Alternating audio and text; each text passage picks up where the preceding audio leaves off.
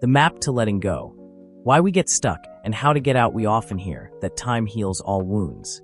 But if you've ever felt truly paralyzed after a relationship ends, whether it was a breakup, a betrayal, or the loss of a parent, you know that time alone isn't always enough. Sometimes the pain doesn't just run its course, it stays frozen. We call this unfinished business. Moving on isn't a passive waiting game. It is a process that follows a specific map. To reach the other side, you have to navigate through 3 distinct stages. 1. Breaking the seal of avoidance. The first hurdle is the most stubborn, avoidance. When a loss is painful, our instinct is to look away. We treat the pain like a storm passing overhead, hoping if we just stay inside long enough, it will disappear. But as long as you avoid the reminders, nothing changes. You end up with a heavy global sense of distress, a messy ball of anger and sadness mashed together. Anger makes you want to push forward. Sadness makes you want to pull back. When you try to do both at once, you feel stuck. To get past this, you have to slow down. Stop the general complaining and start finding the specific words for your pain. Ask yourself, where does it hurt the most? You have to tolerate the exposure to those feelings until the new normal starts to feel okay. 2. Healing the soft spot. Sometimes a relationship doesn't just end. It leaves us bent out of shape.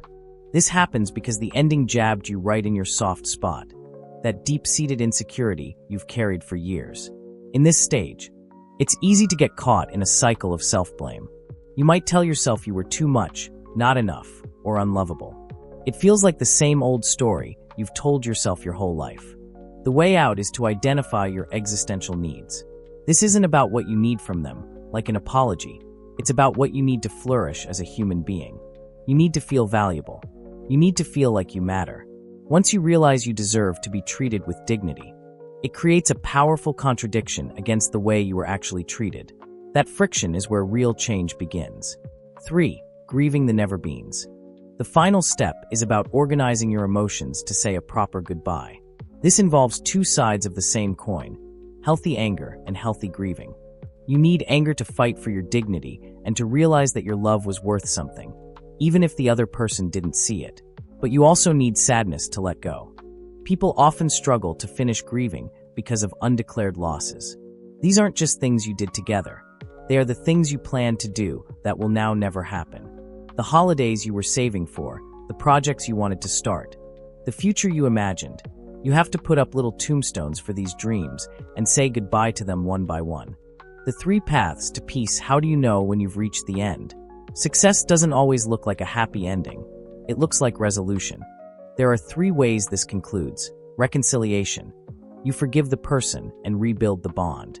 Forgiveness without return. You let go of the grudge for your own sake, but you choose to move on alone. Accountability. You don't forgive and you don't return, but you hold the person responsible. The power they had over you is gone, and you see them in a different, clearer light. Just like a physical wound, your heart has a minimum healing time.